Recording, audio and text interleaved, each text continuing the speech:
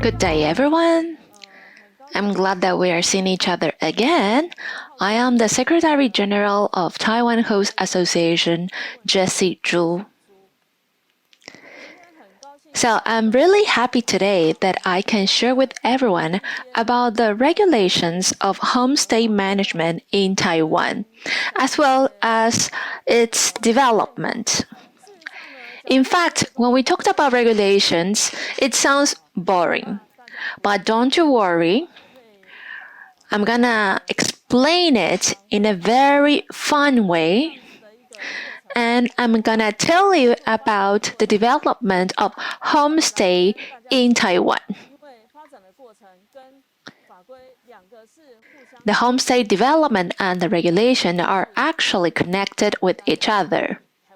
It's like a storytelling so that you can have a further understanding of the situation in Taiwan. You could also take this situation as a reference for your homestay operation or suggestions for your authorities. Therefore, the development of the homestays in Taiwan has a history of around 3 decades. You can see the context of development of the homestays in Taiwan. In the past, there was a period of martial art in Taiwan. Therefore, people didn't have this concept of tourism, and there are different places where we could not access. You need to have a permit to go to the beach or to the mountain. However, of course, life was free, but people didn't have that much time to travel. And there were also restrictions of the places to visit. However, in 1987, the martial law was lifted. So that was like 30 years ago. After they lifted the martial law, people didn't need to have a permit to go to different places. And that was the beginning of the leisure activities era in Taiwan. People started to explore the fun things that one could do in the mountains at the beach. There are 3 islands in Taiwan, which are Jinmen, Penghu, and Mazu. In 1991 or 92, they lifted the battlefield administration of this island so that ordinary people could have access to there. However, before that, we could go, but because Jinmen and Mazu, they are like occupied land, it was not permitted to visit the place. You could only go under a special circumstance. For example, I was a journalist at that moment in 1987. So I did some interviews in Jinmen. Jinmen belonged to the front line of the battlefield. So there was curfew at night. That means that people could not go out. However, the situation had changed after 1987. In the 90s,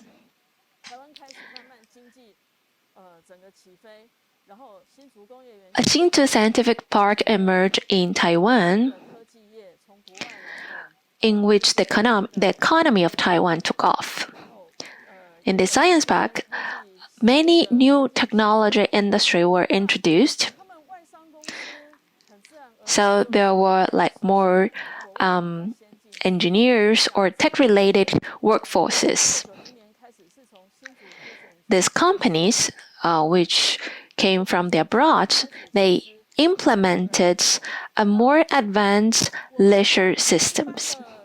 That means that they had this weekend, 2 days off. However, the ordinary people, since 1998, the country announced officially that we had 1 day and 2 days off, or 2 days off every 2 weeks. That means, for example, if the first week you have 2 days off, then in the second week you have to work on Saturday, and then you had 2 days off on the third week. In the third week, although people didn't have 2 days off per week, they started to feel that they have more free time, where they could go out. But where?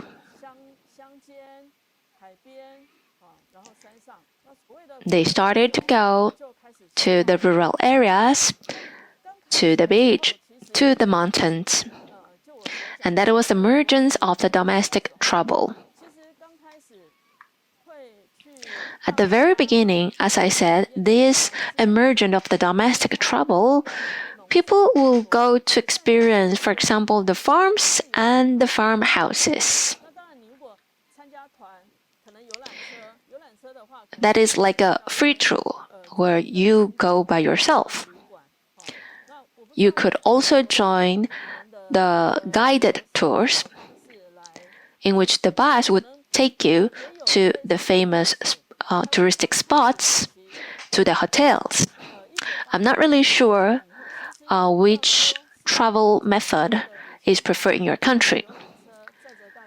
But since 1987, after they lifted the martial law, more tourist tours appeared, so that the buses would take people to the famous touristic spots. There are a lot of beautiful landscapes in Taiwan, and we have 268 mountains that are more than 3,000 meters. Taiwan is surrounded by oceans. We have the Pacific at the east sides and the Taiwan Strait at the western sides. We have a beautiful coastline. So we have a lot of different spots to visit.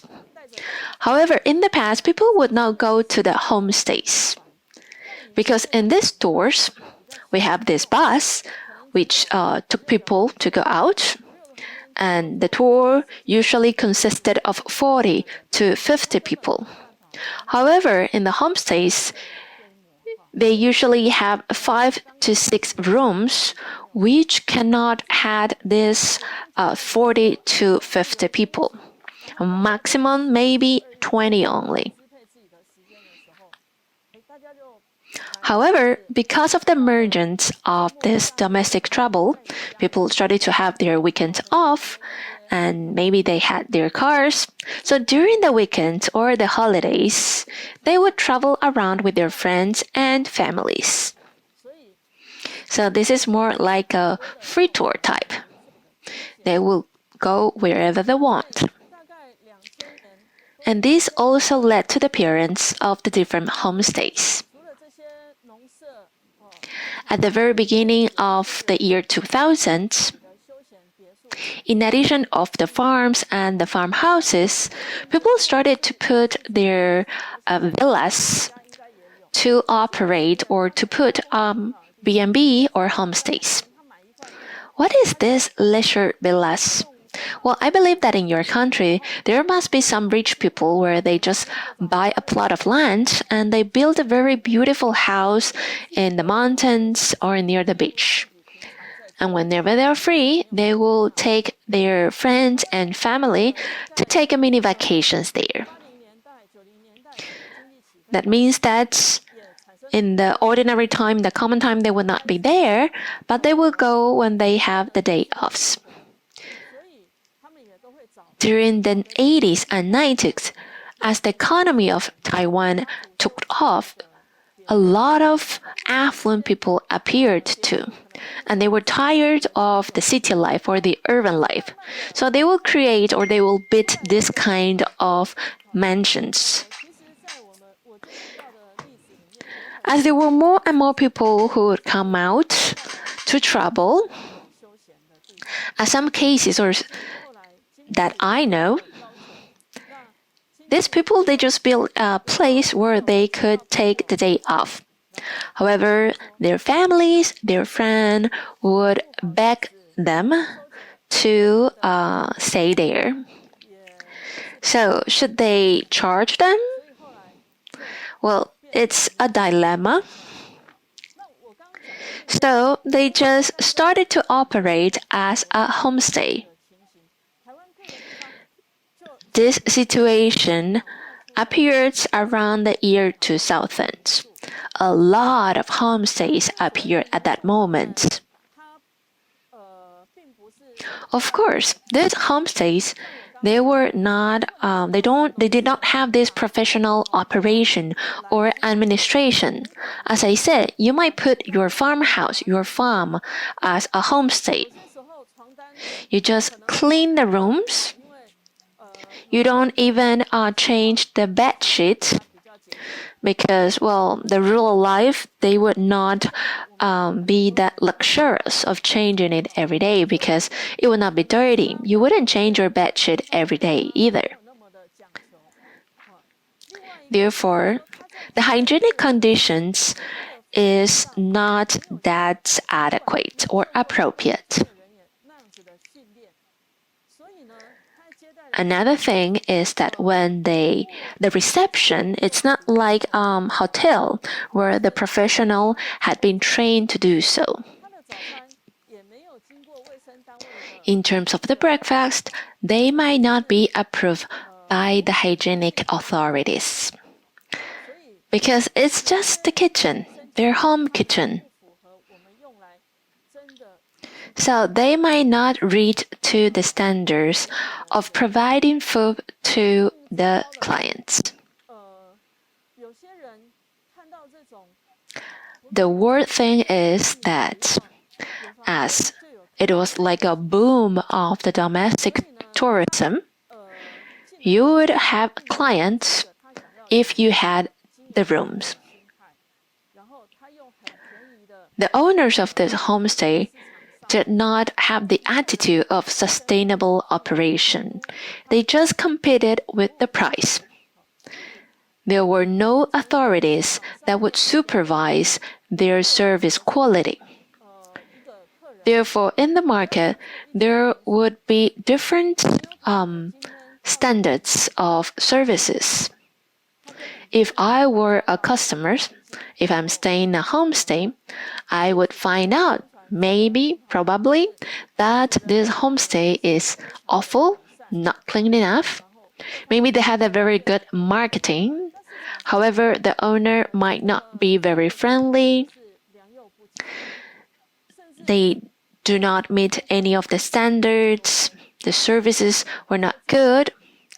And there might even be a conflict with the customers.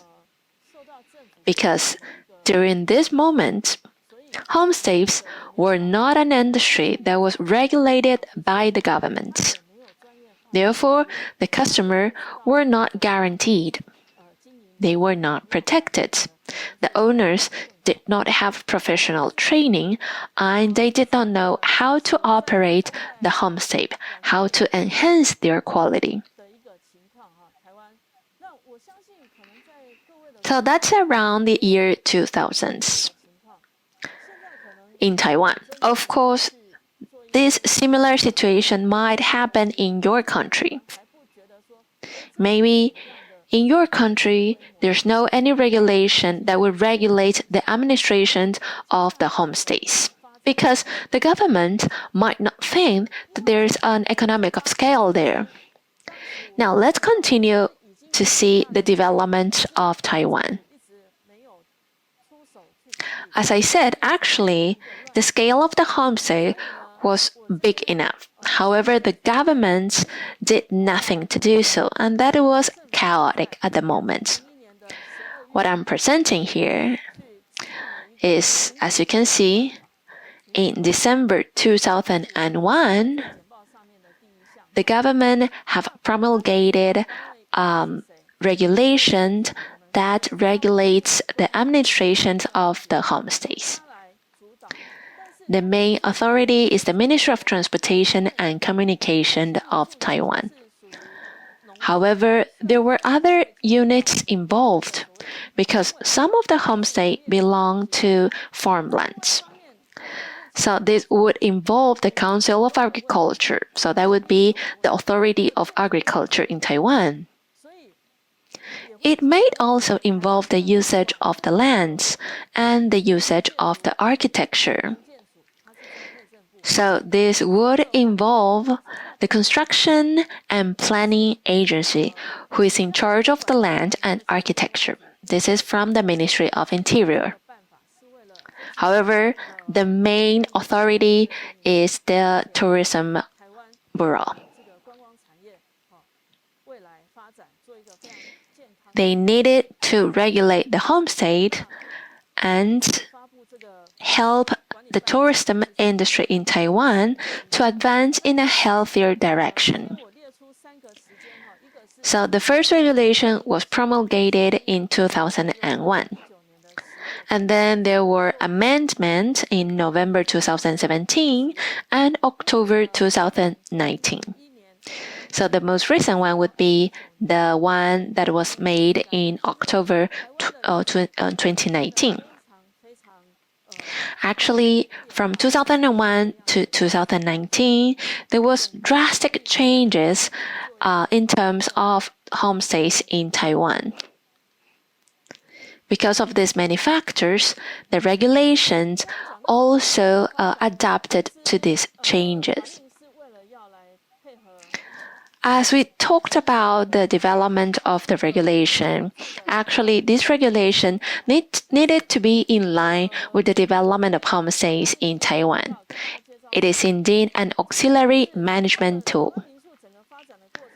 As I mentioned before, because of weekends, the homestays in Taiwan undergone through different stages. And there are different factors that affected the development of the homestays. Of course, maybe this might happen in your country too. And as you see the occurrence of this factor, they might affect the entire markets. And naturally, it would derive to other industries. So what are the stages of the development of homestays? So 1998, the establishment of the weekend system, which promoted domestic tourism. And then 2001, we have the regulation of homestay management. And another factor that affected the development of homestay in Taiwan is the travelers from mainland China in 2011. So we have this Chinese traveler who could come to Taiwan freely.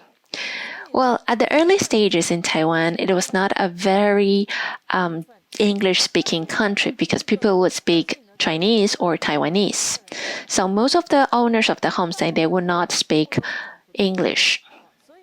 So in addition to the domestic or local customers, the other source would be the Chinese tourist.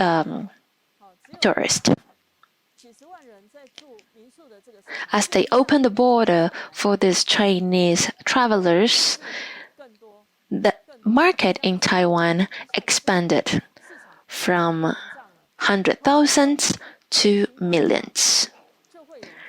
It was like a boom of the market. As there were more demands, of course, people were started to supply. Therefore, the amount of the homestay in Taiwan also increased after 2011. Another factor that affected the development was the simplification of the entry procedures of passengers from Japan, Korea, Singapore, Malaysia, Hong Kong, and Macau. In the past, you needed to have a visa to come to Taiwan.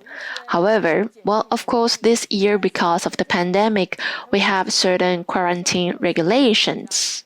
However, in terms of visa, actually, Taiwan currently accepts 66 passengers of 66 countries who do not need to have a visa, or they just need to have a simplified version of the visa.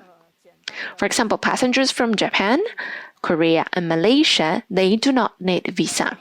And passengers from Singapore, Hong Kong, and Macau, it's only a very simplified version of the entry permit.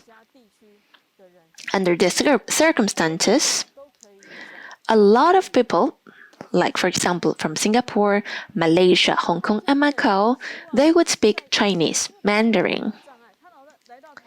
So that means that there are less language barriers. As they come to Taiwan, they don't have any language barrier, so they could go to different places. They could further feel and experience the customs and the cultures of Taiwan. They become the biggest source of customers of the homestays in Taiwan, especially passengers from Hong Kong.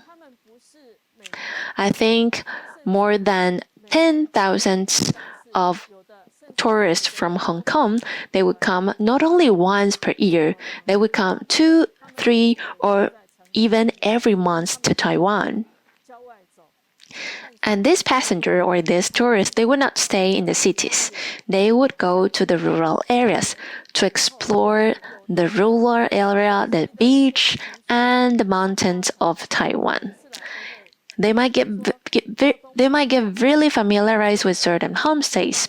So, for example, they would stay in a certain homestay at the east side of Taiwan and another one in the southern part of Taiwan.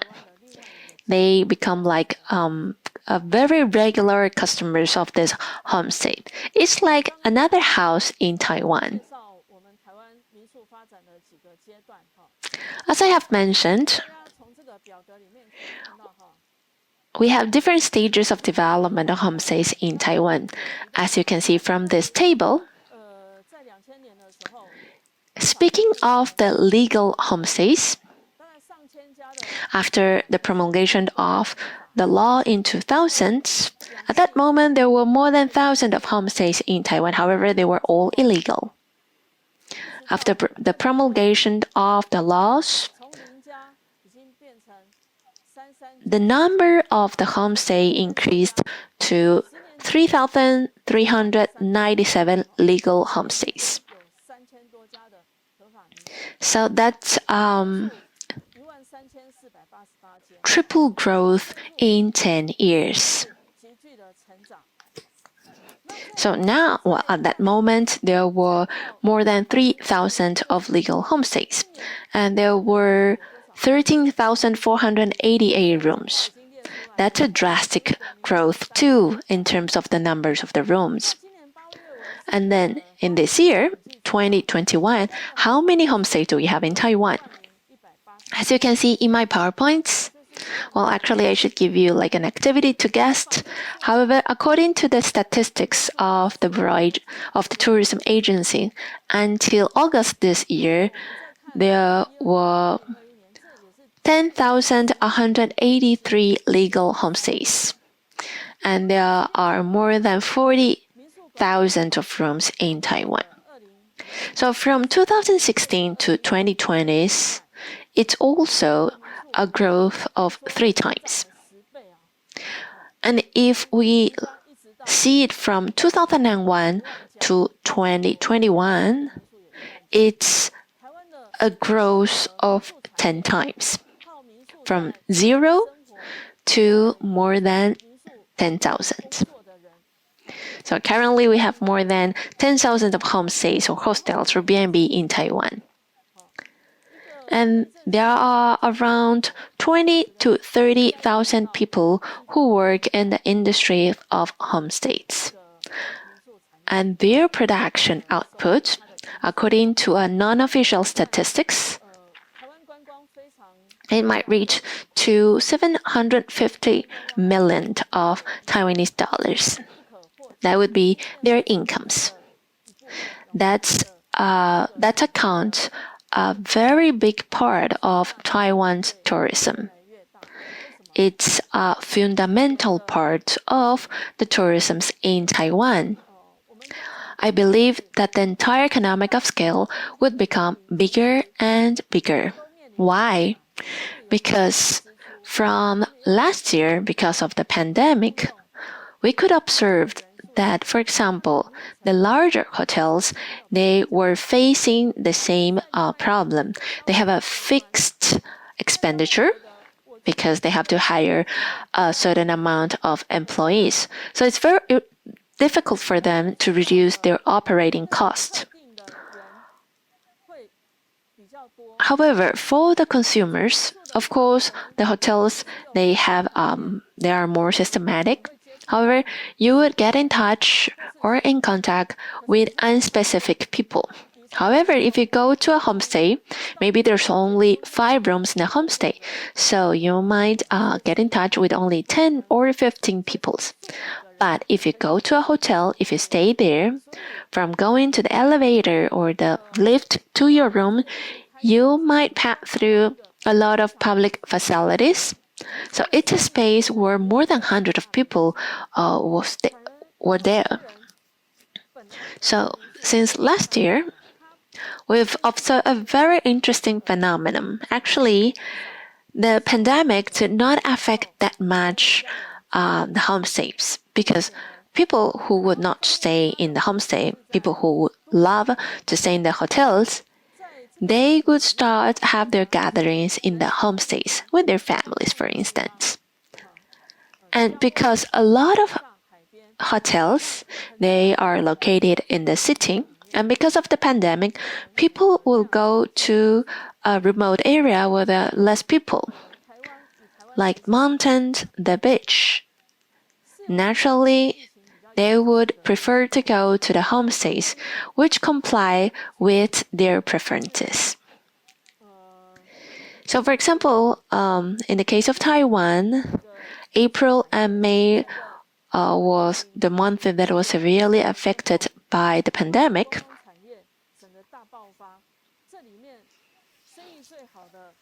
And then till June, well, that's last year, actually, what I'm saying. Of course, there was a down peak in the homestay industry. However, after that, there was another boom. Hostels that had been for like 10 years, 8 years, 6 years, they've informed me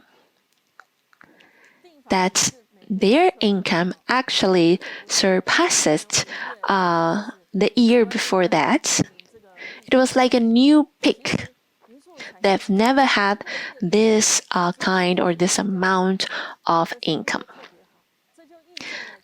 And their rooms were booked every day. Well, this year in May, Taiwan also faced again the threat of the pandemic. However, this did not affect the homestays. I believe that, well, maybe internationally, some statistics that I saw, we are going through the same situation. People would want to gather with their families after the pandemic. They will want to go out with their families. So they would try to find some places with the lowest risk of infection. So their option would be the homestays in the remote areas where they have a smaller scale, for example, only with 3 to 4 rooms. These homestays, they can have this entire family, friends, relatives, like maybe less than 20 people, so that they can gather together. They do not need to visit the different touristic spots. And they could walk around, experience the local gourmets, culture, and had some day together. Well, that was the impact of the pandemic. I believe that in the next few years, the homestays would not be that much affected or would not reduce. However, I think that the number would still increase. So this is a phenomenon that we observed in Taiwan. As I told you before, the number of the legal homestays in Taiwan had grown from 0 to more than 10,000. 10,183 legal homestays from 2001 to 2021. And now we also have more than 40,000 of rooms with 16,138 people who work in the industry. However, this is the official statistics. I believe the number is much more because the operations of a homestay required more than a couple. If we have more than 10,000 of the homestay, we have to multiply the number by 2, that means 20,000. And then maybe certain homestay, they would hire other helpers. I think that they did not include these helpers. These homestays actually are distributed in the 6 major cities in Taiwan. So these are the 6 major urban areas. And then we also have other 16, we have 16 counties and cities.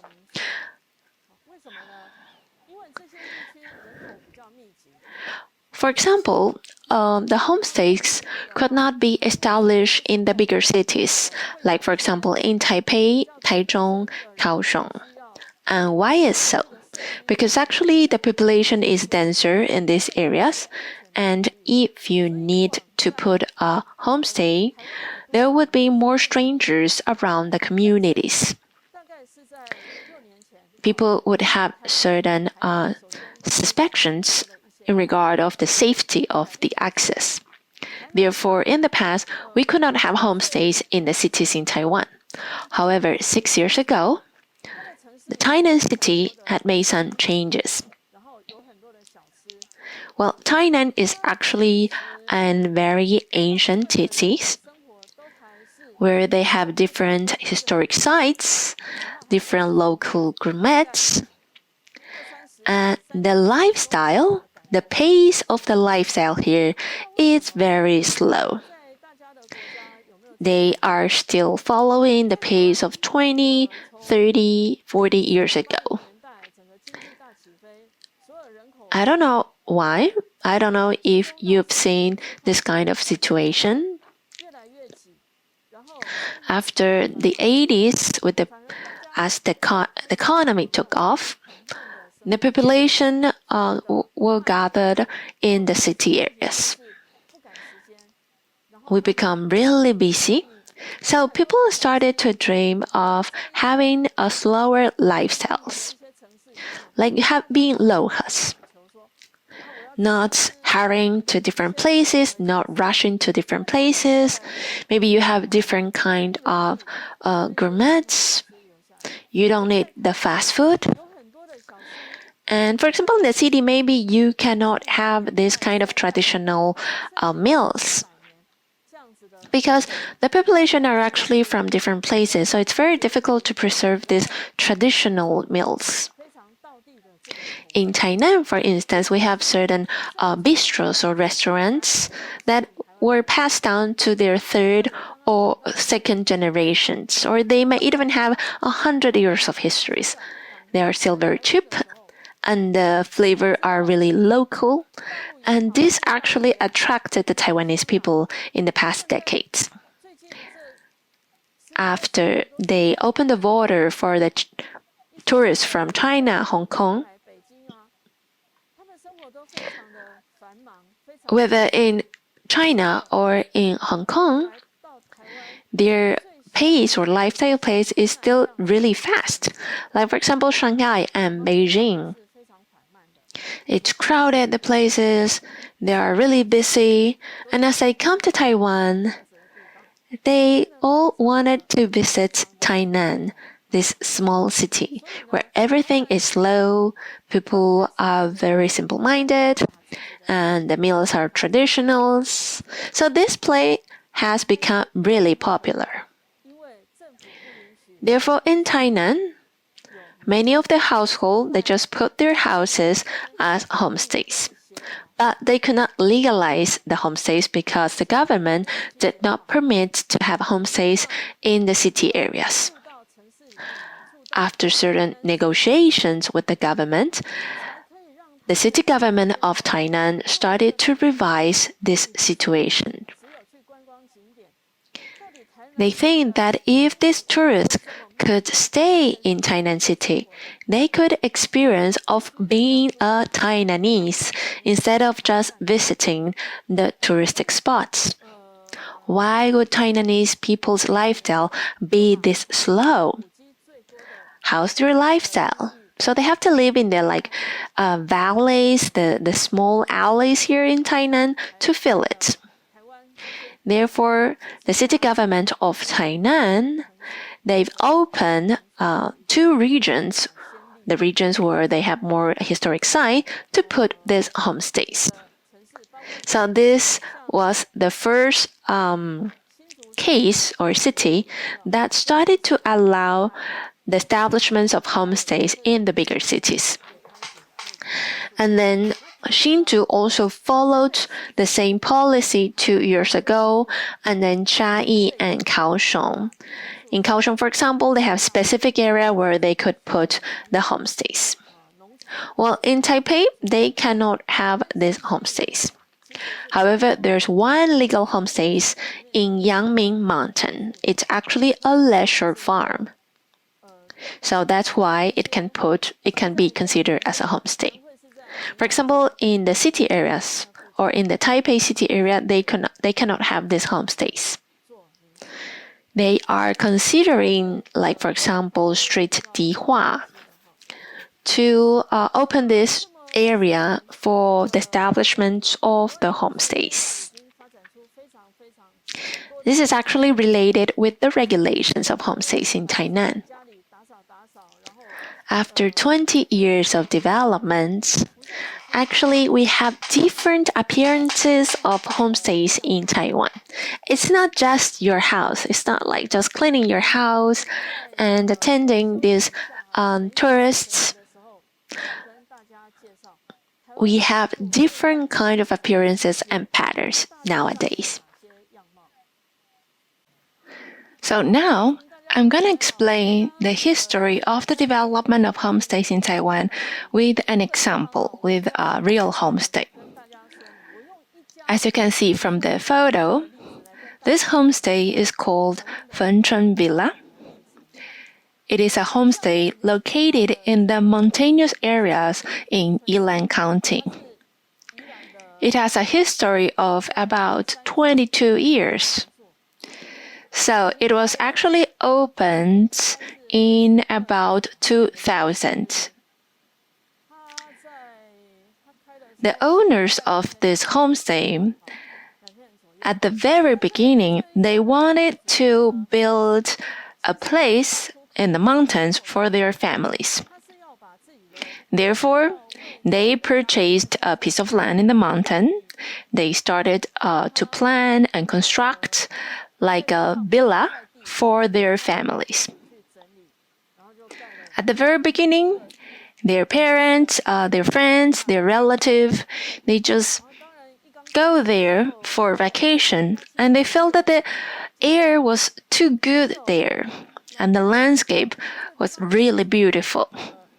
So they will introduce the place to friends, and to friends' friends, and friends' friends.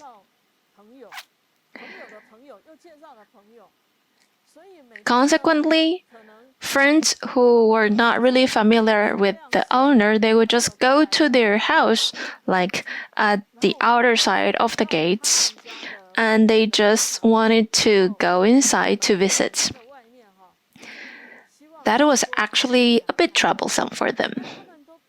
Therefore, as the owners were half retired, they didn't have other jobs, so they just put a homestay here. So this is like the background of Fengchun Villa. Until today, it is still unbeatable. As I said, there were a lot of different kinds of homestays and farmhouses at the early stage. However, many of them were eliminated by the market because they could not follow the trend. However, Fengchun Villa, they would redecorate their rooms every 10 years. For example, many years ago, they just redecorated their rooms and they built a healing space for the customer to feel Mother Nature inside. And then they changed this healing space into a private chef kitchen. The owner of this villa is called Xu Lihua, and she kept thinking how to provide better services for the customers so that they can feel like being home here. And they want the customers to feel the mountainous lifestyles here at the mountains. She wanted to share this philosophy of life to her customers. So this is like the basic philosophy. As it was established around 1999 or 2000, at that moment, the regulations of the Homestay Administration was not set yet. When the government was establishing these laws, actually, they faced a lot of pressure. Where did this pressure come from?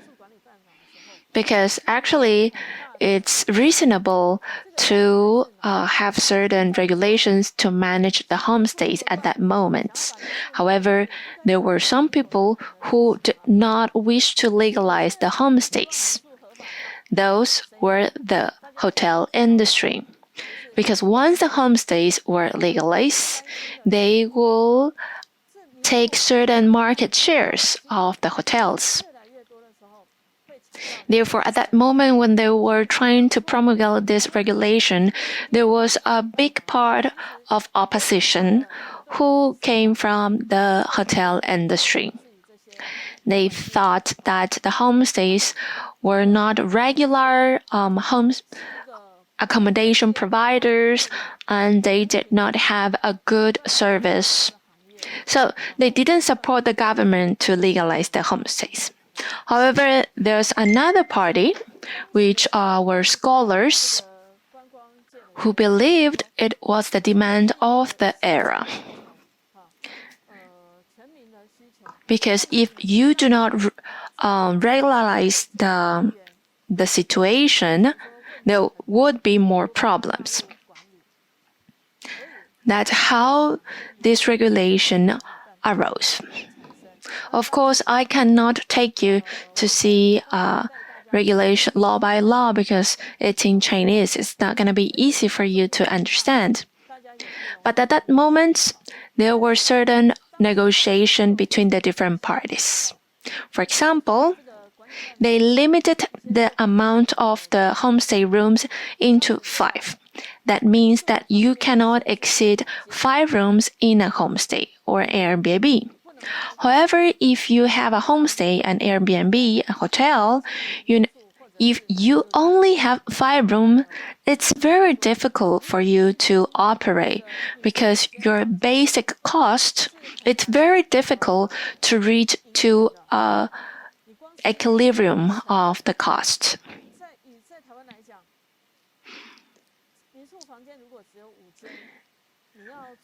It's not easy because maybe you're only 2 people, only just a couple who is trying to run the homestay. It's very difficult.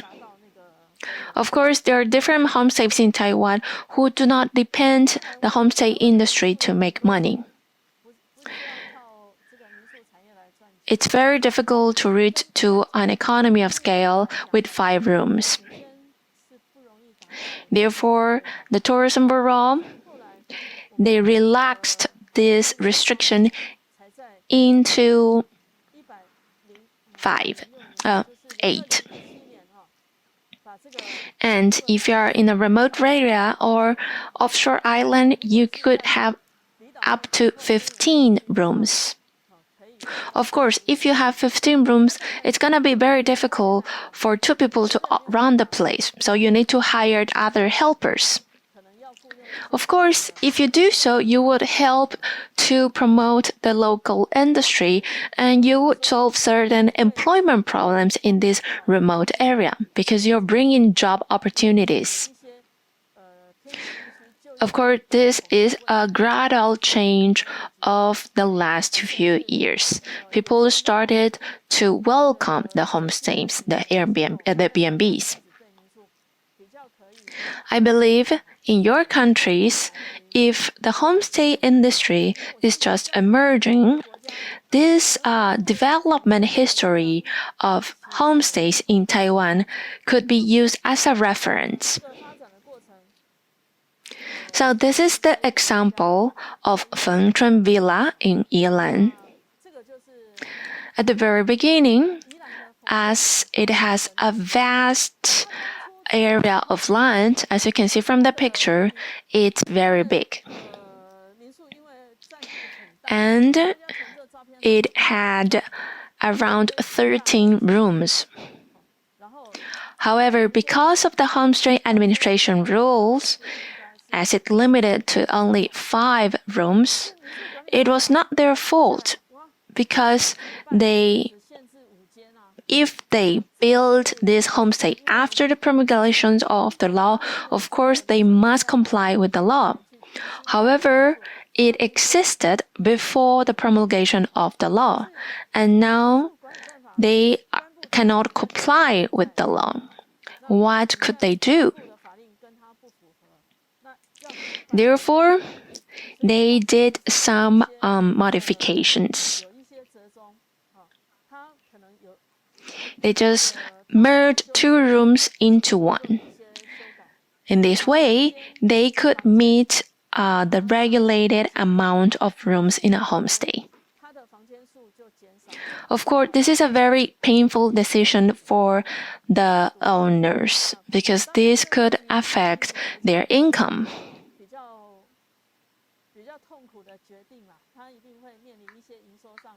However, the owner, it's very ideological. She wanted to give the best to the customers. So she wanted all the operations to be legalized. That's why she made this effort to do so. So it's been there for 20 years, and it has always been in a leading position in the homestay industry in Taiwan. In 2019, the Tourism Bureau organized the Top 100 Taiwan Hosts competition. That means that they selected the 100 best homestays in Taiwan. Fengchun Villa obtained the first place in the category of gastronomy. It was voted online, and there was also judgment from experts. It was elected as the winner, the first place. So it's actually one of the top 10 homestays in Taiwan. Being a homestay that was run more than 20 years, actually, as you can see from the statistics that I gave you, the number of homestays have tripled, and then it was 10 times more after 20 years. So there's always newer and better homestays appearing in the markets. But still, Fengchun Villa kept its leading position in the industry. And that's because the owner had made certain efforts. Of course, there's something really special of it. It's like the evergreen homestay in Taiwan. So this is something that I wanted to share with you. And then, as I have mentioned also about the current situation of homestays in Taiwan, Of course, the homestays, they were not like in the year 2001 when the regulation was just promulgated, like not being a farmhouse or just a leisure villa that provides a room, an empty room for the guests. It's beyond that right now. Actually, homestays in Taiwan had been through different stages. And it was said that Taiwan Homestay 1.0 is to sell the rooms. So that's like the basic version of homestays in Taiwan. People just sell the rooms, they just tidy up the room and they sell it, and that's it. At most, they would ask for a clean bed sheets and maybe bathroom. So that's selling the rooms only. And then Taiwan Homestay 2.0 is to sell the space. The space refers not only to the rooms, but the entire homestay, the atmosphere, the public spaces. Therefore, like 15 years ago, like around 2005,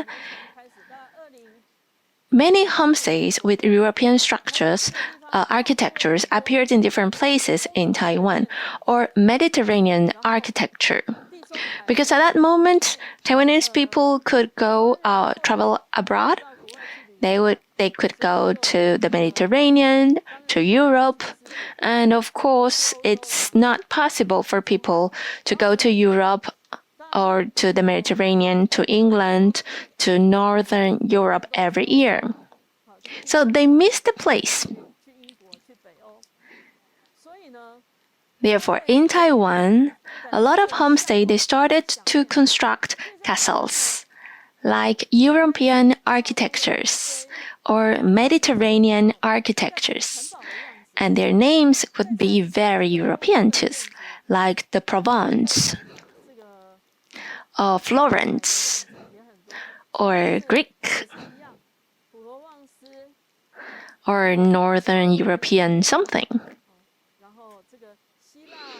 So many of these kinds.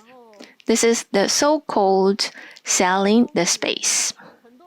They are trying to create a space that seems to be romantic, allowing you to feel of being in another space, another country.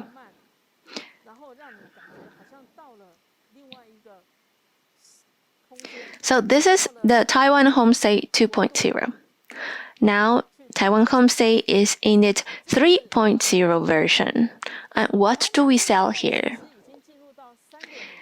In 3.0, we sell the owners. We just sell the owners. How can you sell the owners? Actually, the core of a homestay is the owner of the homestays. And this is actually the latest concept of a homestay. That means that the owners must have its or her own style, literacy, temperature. We go to this homestay not because your room looks beautiful or the homestay is beautiful, because actually after this 10 years, many of the house standards has increased. That means that the decorations are actually similar to the one maybe that I have in my house. So why should I spend that much money to stay a night here? Or maybe I've been in different countries in Europe. So if you have this European style, it looks actually fake. It's not real. However, the owner's style or the owner's literacy,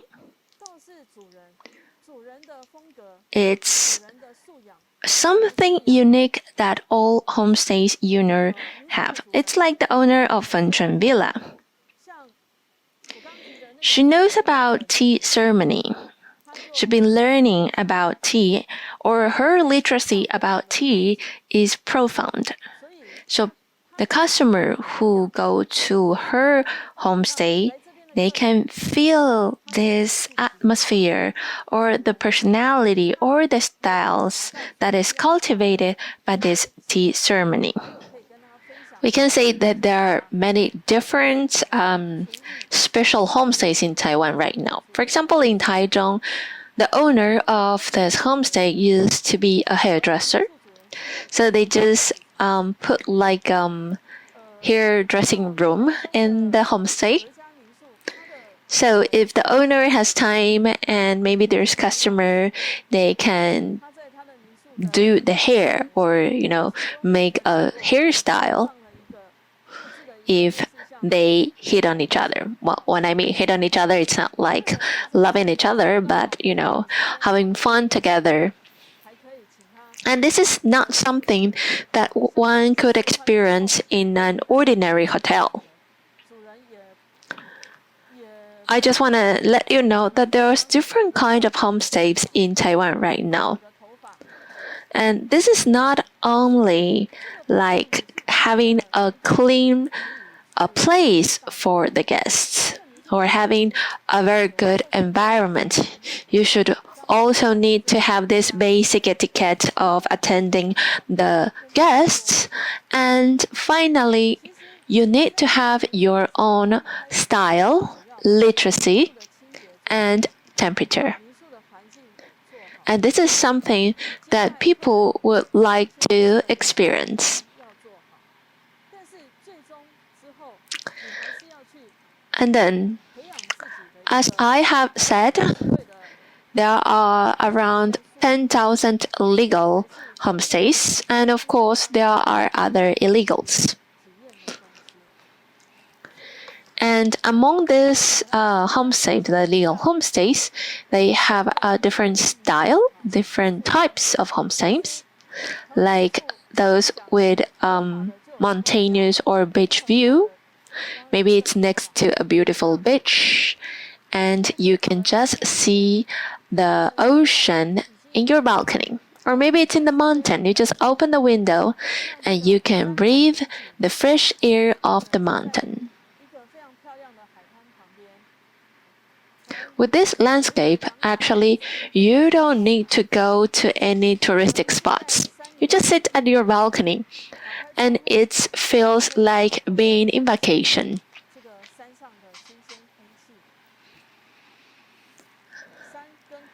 And in regard of the beauty of architecture, actually, many of the homestays built in the recent year, they've hired famous designer to do the architecture design.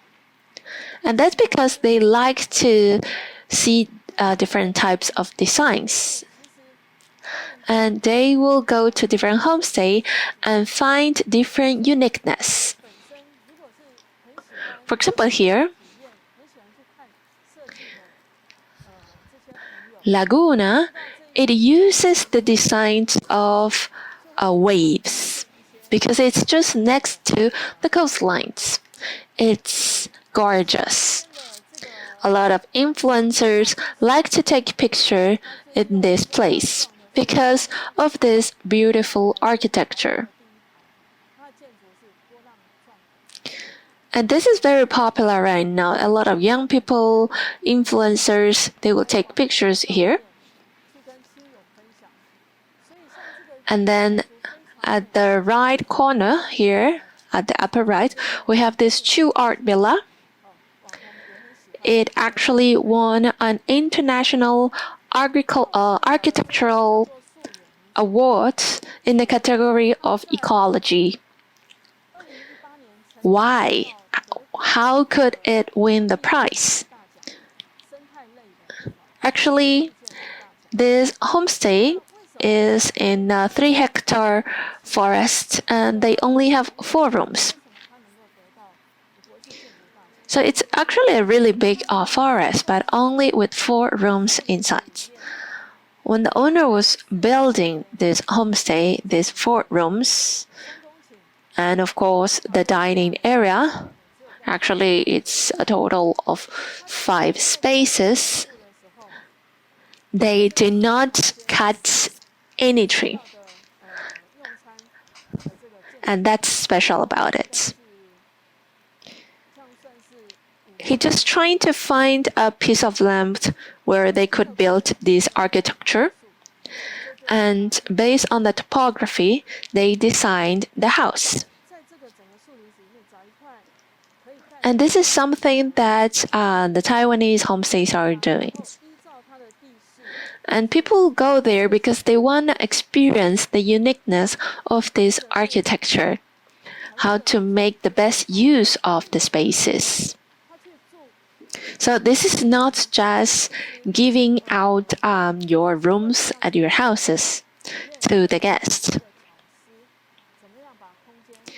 And then at the bottom right, it's Villa Iris in Penghu.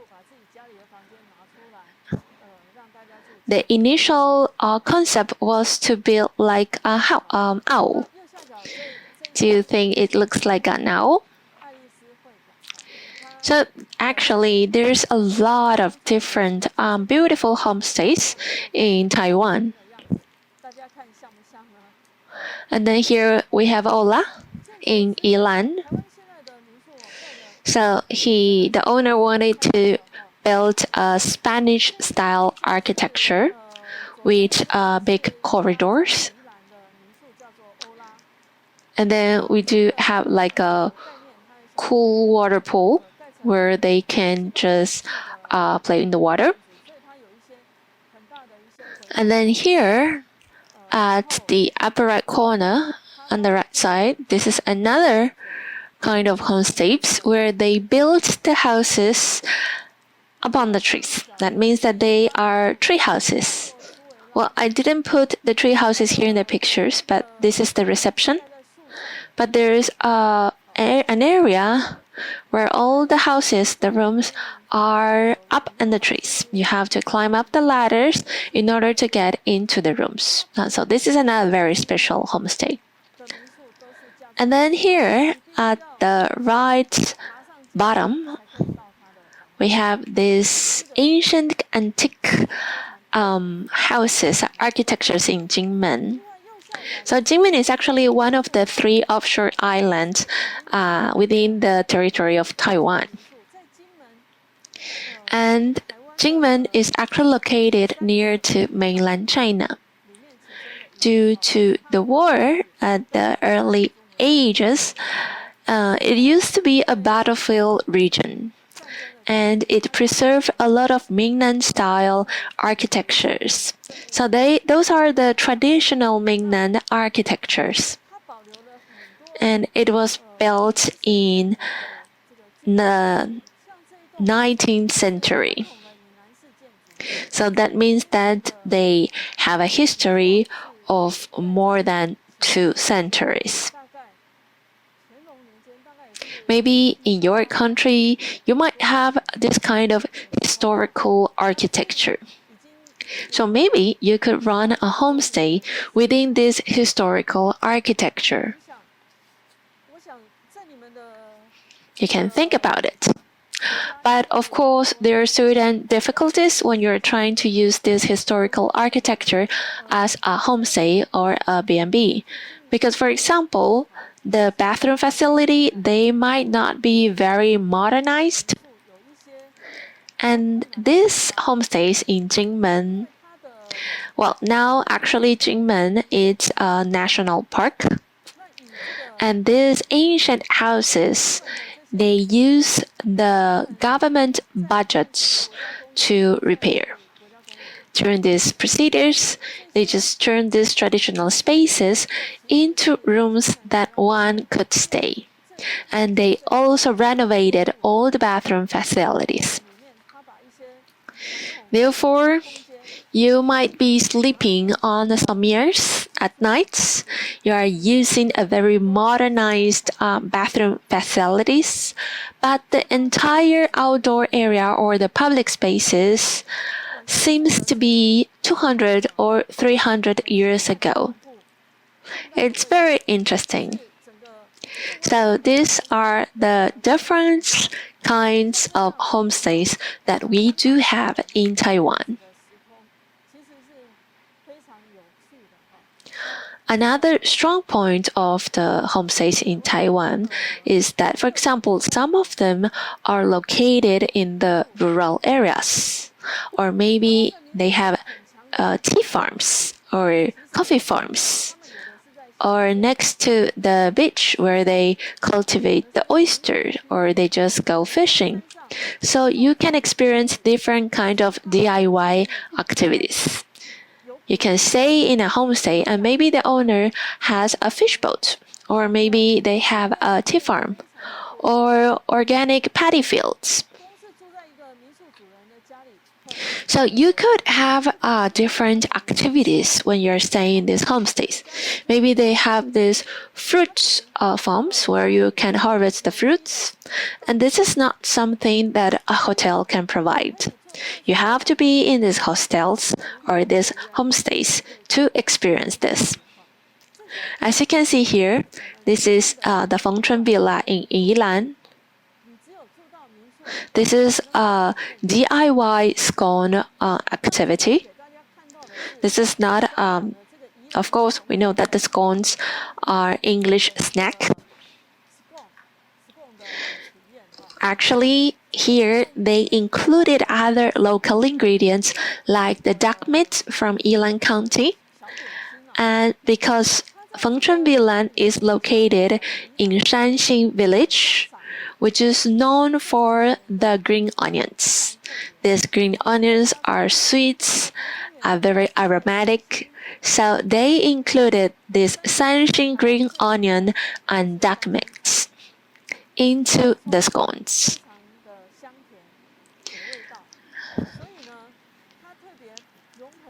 So they made a very different snack. Guests who come here, they can participate in this kind of activities.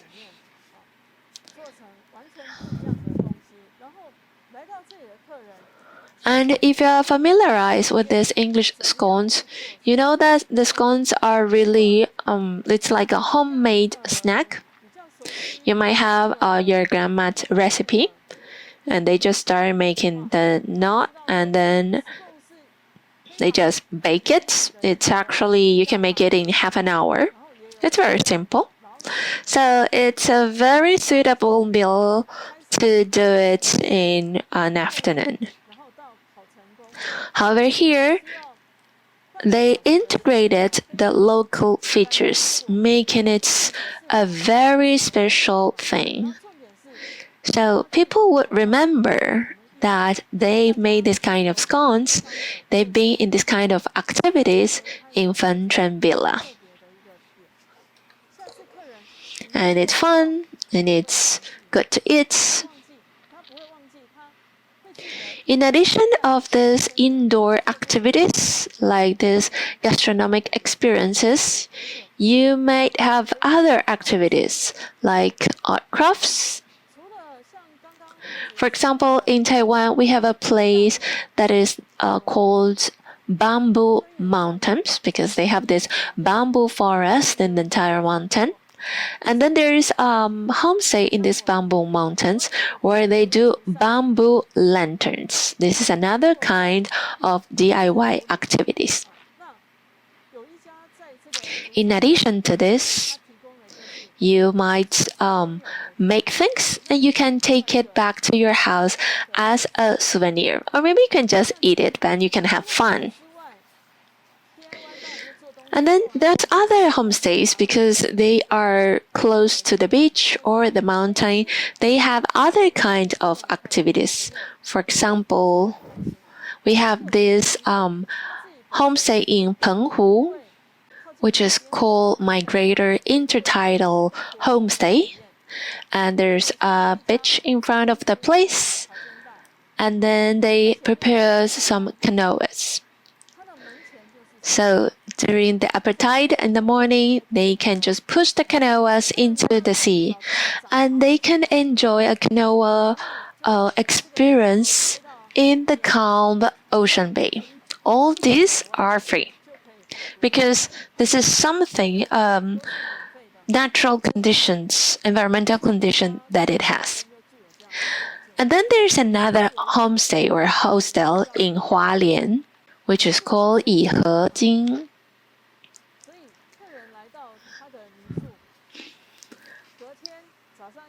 And they have horses in this place. So after having the breakfast, this owner who knows how to ride the horses, they will just take out the horse and you can ride the horse. So you can have this horse riding experience and you can walk around. Because there's not that many opportunities where you can ride a horse in Taiwan. And if you want to try, but you are kind of afraid, well, this owner, they could also help you. You can just take a picture on the horse. So this is a very special experience too.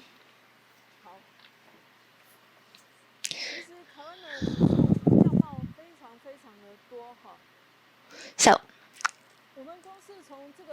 I just want to emphasize that we have different kinds of homestays in Taiwan. And as you can see from the picture, actually it's a collage of it. Each of them are a spectacular homestay in Taiwan. So there might be more than 100 of featured or good homestays. And the Tourism Bureau of the Ministry of Transportation and Communication, they found out that even though some of them are a legal one, but the quality are still not very stable. Maybe you have legal architecture in a legal area and you have this permit for homestay, but some of them are barely livable or stable. As I said, we have a lot of the example that I have mentioned that they are running and they're taking care of their operations. And how can we let the consumers know that although among these 10,000 of legal homestays, how can I choose? Therefore, the Tourism Bureau of Taiwan, they just introduced this Taiwan host criteria system.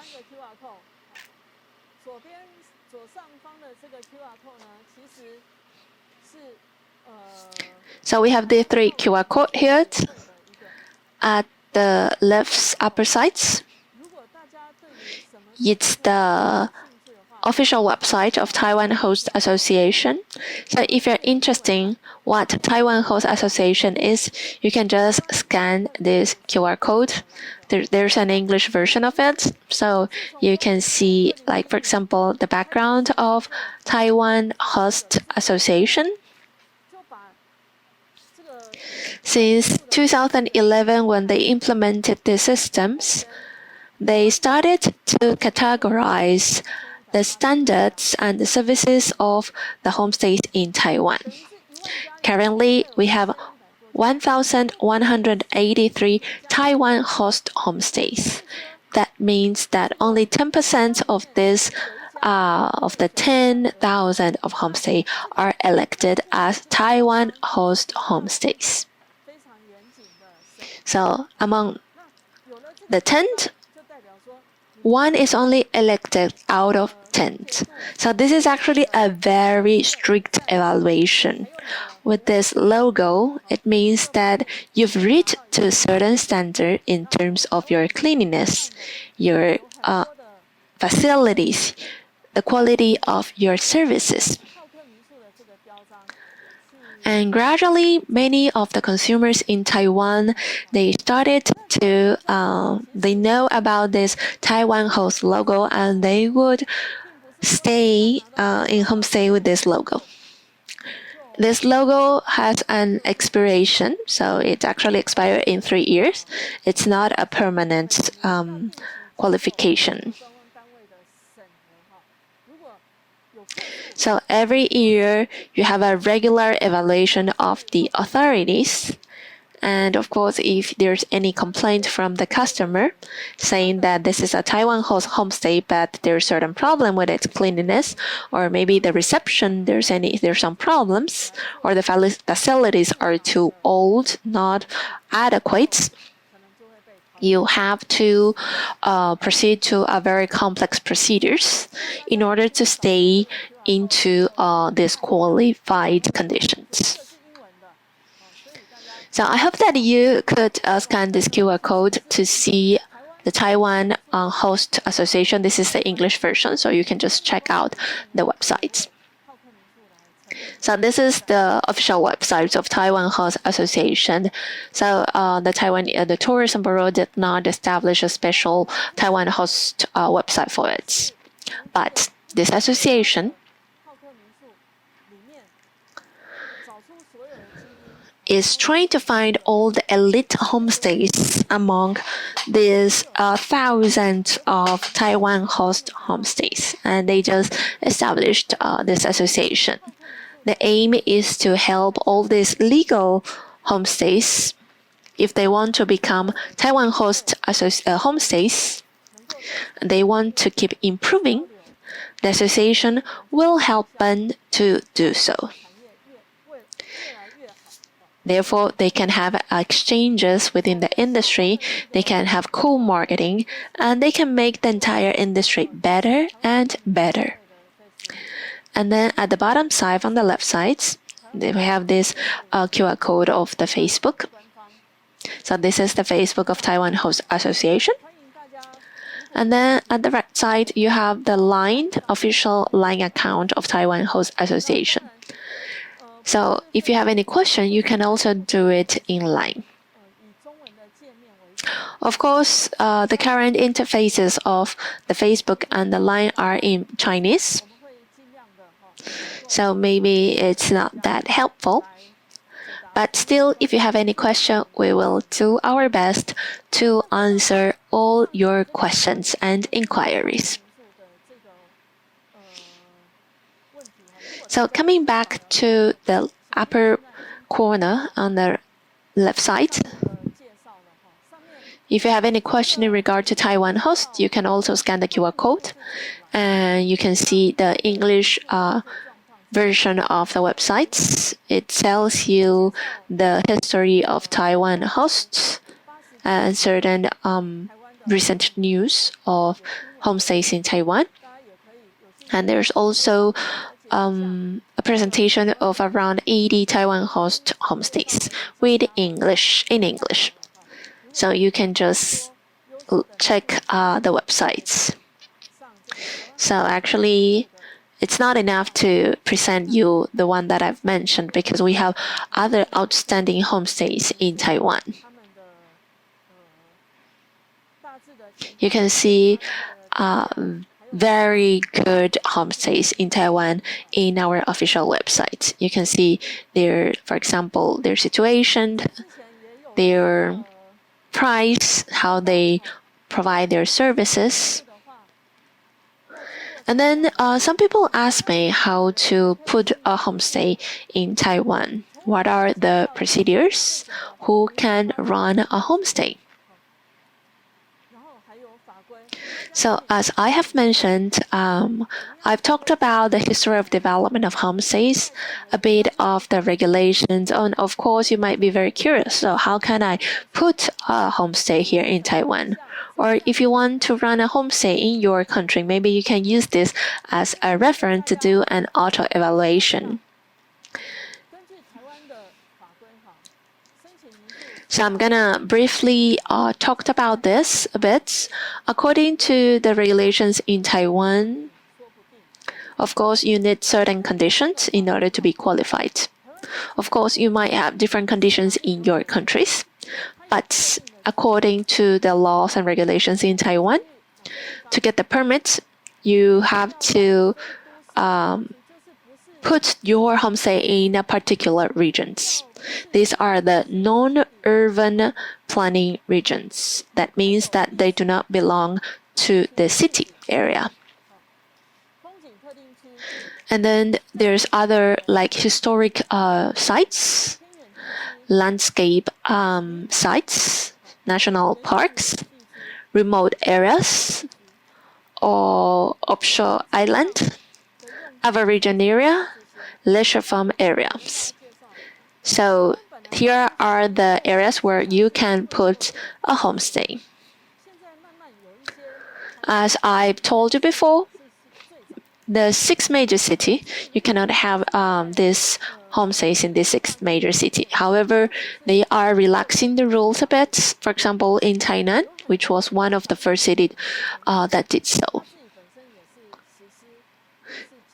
So if you are in a city area, maybe not the 6 major city, but other smaller city, and they have this urban planning, then you cannot have homestays.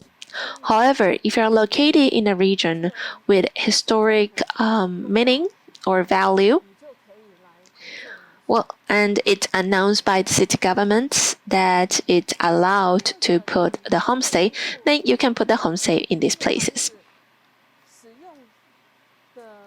Second,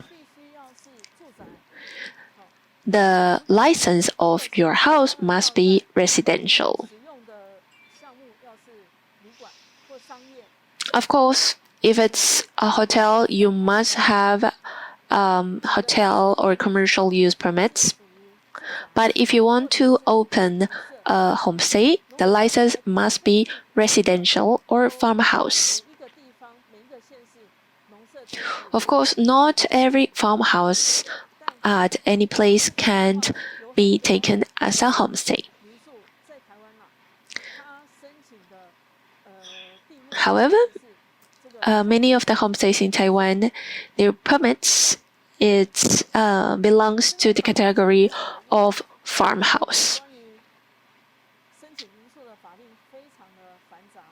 So I'm gonna simplify it a bit here because actually the permit applications, it's actually complex. In regard of the numbers of the room, now you can have up to 8, and if you're located in a remote area, you can have maximum 15 rooms. However, there is another regulation of the total area of the guest rooms. For example, if you have 5 rooms, it cannot exceed 240 meters square. And of course, if you have 8, it's a bit more. So this is to do a segmentation with the ordinary hotels, because the government still want the homestay to keep it small, in a smaller scale. Especially if it's located next to the beach, or in the mountain, or in the farmlands.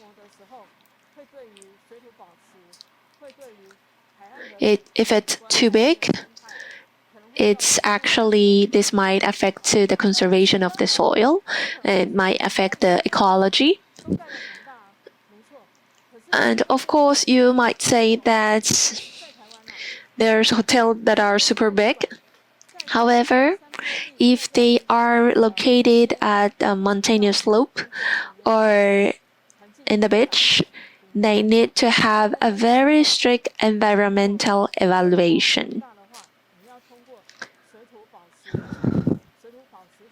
If you are very big, you need to comply with certain law to preserve the soil, for instance. So for a homestay, you don't have to spend that much to do this environmental impact assessment.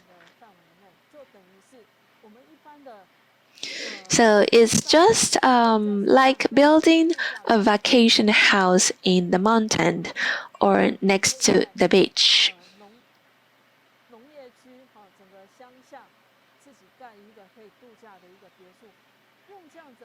Or maybe I'm just trying to build my own villa in the agricultural areas. So we have to do it in this way. That's why the number of the room cannot exceed 8.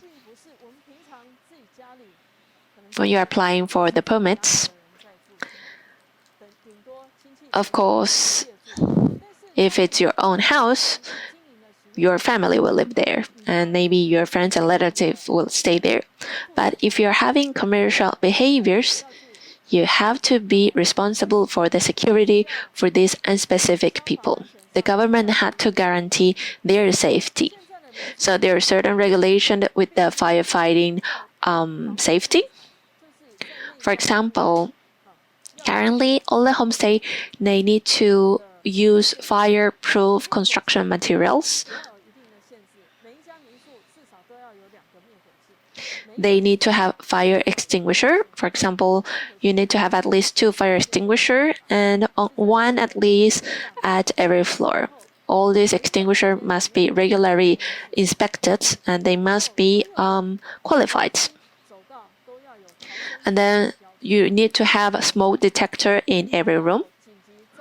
You need to have the exit signal, emergency signals at every stairs and corridors. You need to have emergency lighting.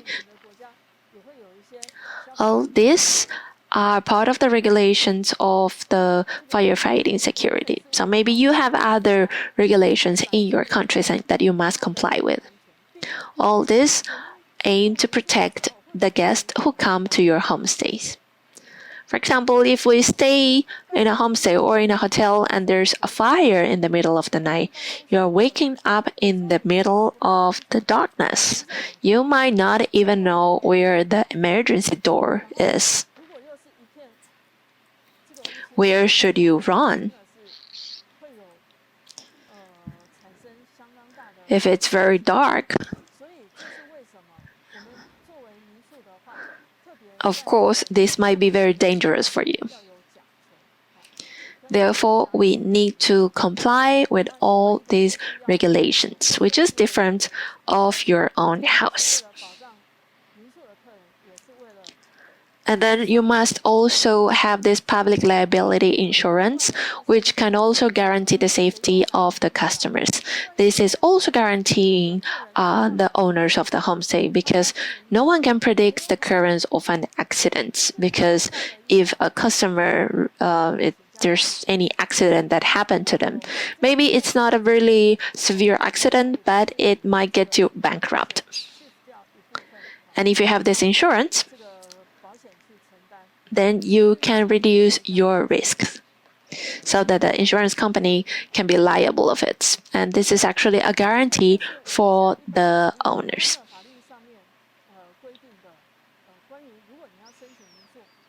So these are certain things that you must comply with if you want to apply for the permit of homestays.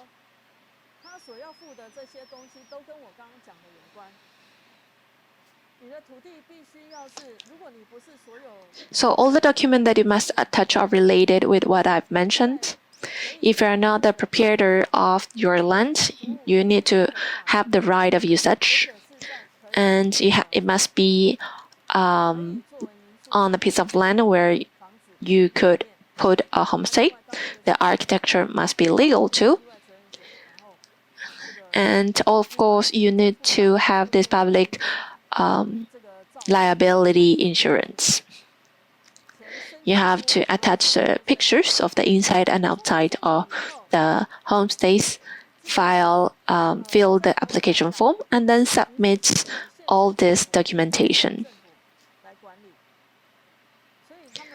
In Taiwan, all the homestays are managed by the local authorities, so they will have a site inspection. They will agree with you on certain time, and they would go with other units, for example, related with tourism or the industrial affairs.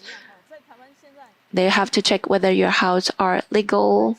And I believe that this must be very similar in your countries too. For example, if my architectural license, it's only till 2nd floor, but as you do the site inspection, you might find out that the house, it has 3 floors. So this is an illegal architecture. So they would not permit this as a homestay. so they will not approve the permits. And of course, there's other unit related with hygiene, for example, because in the homestay we will provide meals, maybe breakfast or tea. So we have to check whether the conditions of your kitchens comply with the sanitary standards of being able to provide meals to your guests. So they will check that. And then we also have the fire units. As I mentioned, they need to have all this firefighting equipment and they will check them. Of course, if there's certain things that it's not approved, they will notify you to do an improvement.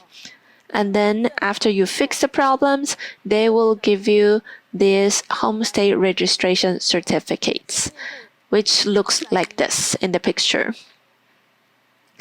As you can see here, it would say your name, the name of your homestay,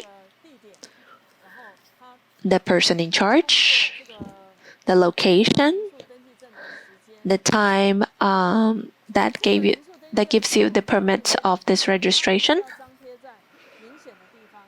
And then you need to place it in a visible area within your homestay. And this is also regulated by the law, so that the guest can see who's the person in charge of the homestay, the status of your application. And well, of course, there are other illegal homestays, and there are a lot of illegal homestays in Taiwan. For example, if you want to apply to put a room in Airbnb or Booking.com, actually, this OTA platform, they would not request you to be a legal homestays. Therefore, the illegal homestays, they will try to operate within this kind of platforms. And of course, the consumers would not know how to determine whether the homestay is legal or not. Or sometimes they don't even care about it. Maybe the location is good, the price is cheap, so I would just stay a night there. Of course, this might happen too.